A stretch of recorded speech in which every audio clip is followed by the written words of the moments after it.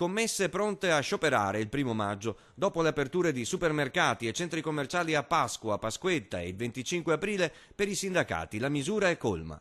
Noi invitiamo i lavoratori e le lavoratrici a festeggiare il 1° maggio e riappropriarsi del suo lavoro, del senso profondo di questa festività.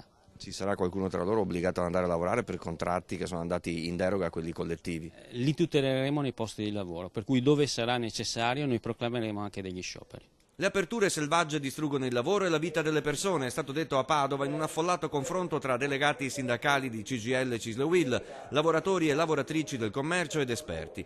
Vergognoso, ha definito Maurizio Rizzo della CISL, tenere aperto a Pasqua come ha fatto una catena di supermercati, disdettando l'integrativo dei dipendenti e devolvendo una percentuale di incassi in beneficenza.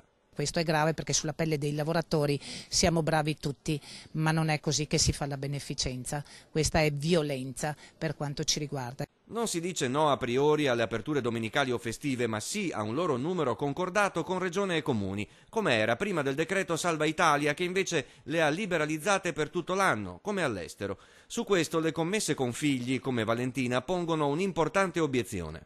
Se è vero che la vita sta cambiando, non cambiano le esigenze delle famiglie, non cambiano le esigenze di una mamma e non cambiano le esigenze dei figli che devono trascorrere del tempo con i loro genitori.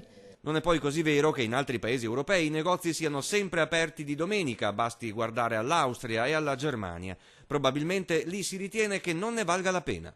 Credo che anche per tanti datori di lavoro ci sia un alzare i livelli della concorrenza e del conflitto tra i vari imprenditori e fornitori di servizi, piuttosto che non fare qualcosa che li avvantaggi realmente in termini economici.